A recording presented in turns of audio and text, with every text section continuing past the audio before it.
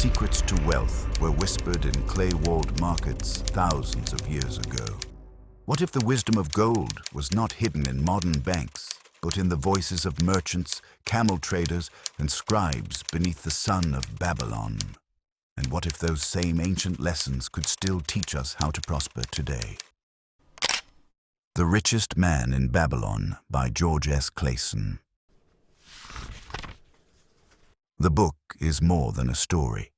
It's a treasury of wisdom disguised as parables.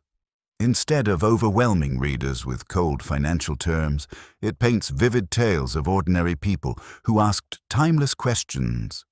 Why am I always broke? How can I make my money grow? What is the difference between luck and wisdom? Let's walk through its essence in a way that feels like a marketplace conversation. The core idea: wealth is learned, not gifted. If you had to boil the book down to one truth, it would be this: anyone can learn the laws of money, but only those who practice them will prosper. Babylon's richest man didn't stumble upon wealth by accident. He built it, one coin at a time, by obeying certain timeless rules. The 7 cures for a lean purse. Think of these as the golden remedies for financial struggle. Each cure is a principle disguised as simple advice. 1. Start thy purse to fattening. Question for you: do you save at least 10% of everything you earn? Before spending, pay yourself first. Even if it's a single coin, it's the seed of your future orchard. 2. Control thy expenditures. Are your desires greater than your earnings? Learning to distinguish needs from wants is like learning to sail. Ignore the winds of impulse, and you'll capsize. 3. Make thy gold multiply. Does your money work harder than you do? Invest wisely so that coins bring forth more coins. Money should be a servant, not a sleeping guest in your pocket. 4. Guard thy treasures from loss. Would you trust your gold to chance or to the wisdom of experience? Risk is part of life, but blind gambling is not wealth building. Seek counsel from those who know. 5. Make thy dwelling a profitable investment. Is your home a burden or a blessing? Owning wisely can turn rent into roots and expenses into equity. 6. Ensure a future income.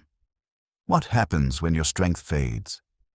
Plan for tomorrow today so age brings peace, not worry. 7. Increase thy ability to earn. When was the last time you sharpened your skill? Wealth grows best in the hands of those who keep learning, improving, and adapting. The 5 laws of gold. Imagine gold not as metal, but as a living creature, one that obeys certain laws. Break the laws, and it escapes you. Honor them, and it multiplies. 1. Gold comes willingly to those who save at least 1/10 of their earnings. 2. Gold works diligently in the hands of the wise. 3. Gold clings to those who invest under sound advice. 4. Gold slips away from those who chase the impossible. 5. Gold flees from those who trust the unwise, dishonest, or greedy. Which of these laws have you followed, and which have you unknowingly broken? The parables that teach. The book doesn't lecture, it tells stories. A few stand out: the man who desired gold but had none. The journey starts with ordinary people realizing that wishing for wealth is not the same as working for it. The richest man in Babylon. He reveals his method: consistent saving, wise investing, and learning from mistakes. The walls of Babylon. Just as the city walls protected its people, financial discipline protects wealth from ruin. The camel trader's wisdom. A story of debt and responsibility, teaching that promises made must be honored if one is to rebuild trust and fortune. why these lessons still matter. Babylon may be dust now, but its wisdom is evergreen. Ask yourself, do you control your money, or does money control you? Do you see money as a fleeting visitor, or as a loyal friend you must nurture? Are you chasing quick riches or building lasting wealth?